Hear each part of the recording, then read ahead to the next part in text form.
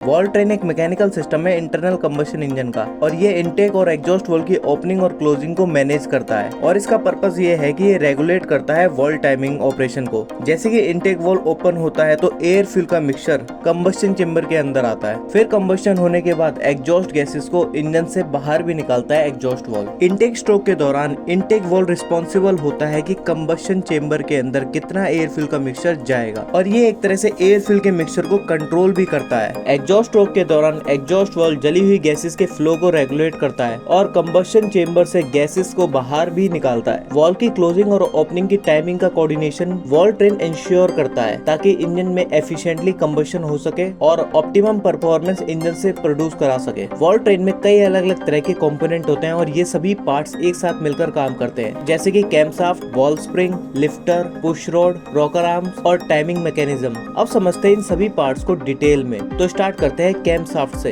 Cam shaft एक rotating shaft है जिसमें एक स्पेशल शेप का लूप होता है और कैम शाफ्ट को चलाया जाता है क्रैंक शाफ्ट की मदद से। इसको चलाने के लिए टाइमिंग बेल्ट, चेन या फिर गियर सेट का यूज करा जाता है। कैम शाफ्ट का लूप शेप प्रोफाइल वॉल्व को प्रिसाइजली क्लोज या फिर ओपन करने में हेल्प करता है। वैसे तो कैम शाफ्ट का रोटेशन टाइमिंग हाफ होता है क्रैंक शाफ्ट की स्पीड के मुकाबले, और ऐसा केवल 4 स्ट्रोक इंजन में होता है। अगर क्रैंक शाफ्ट का 2 रेवोल्यूशन कंप्लीट होता है तो कैम शाफ्ट का 1 रेवोल्यूशन कंप्लीट होता है। वॉल्व बेसिकली बने होते हैं मेटल के। सिलेंडर हेड में बना होता है पैसेज जहां पर इनटेक वॉल्व और एग्जॉस्ट वॉल्व को लगाया जाता है। कैम शाफ्ट लूप एक्चुएट करता है वॉल्व को ओपन या फिर क्लोज करने में, जिससे कि गैसेस का फ्लो या तो अंदर आता है या फिर बाहर जाता है। कंबशन चेंबर में से ज्यादातर मॉडर्न इंजन में यूज करे जाते हैं, जैसे कि poppet valve, sleeve valve, slide valve और rotary valve. Poppet valve basically open होता है कैम शाफ्ट लूप और रॉकर आर्म की मदद से, और ये वॉल्व क्लोज भी होते हैं तो कैम शाफ्ट लूप और स्प्रिंग की मदद से। वॉल्व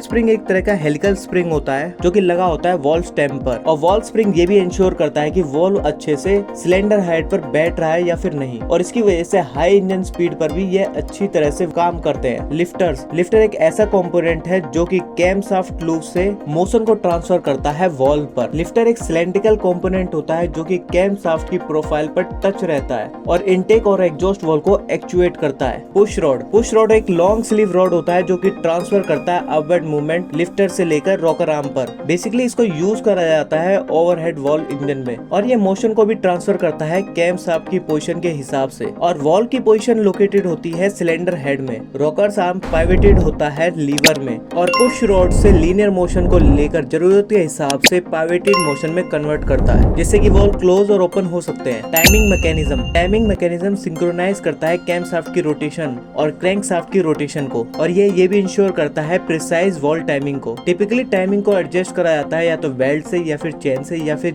गियर का यूज करा जाता है कैम शाफ्ट और क्रैंक शाफ्ट को कनेक्ट करने के लिए, ताकि ये दोनों एक साथ काम कर सके। और इसमें ये भी इंश्योर होता है कि वॉल्व की ओपनिंग और क्लोजिंग मूवमेंट करेक्ट मिल सके। इंजन ऑपरेशन के दौरान प्रॉपर वॉल्व टाइमिंग को मेंटेन करना बहुत जरूरी होता है। इससे इंजन की परफॉर्मेंस और इंजन की एफिशिएंसी बढ़ जाती है। अगर टाइमिंग मिसमैच होता है तो इंजन की पावर डिक्रीज हो जाती है और पुअर फ्यूल एफिशिएंसी मिलता है।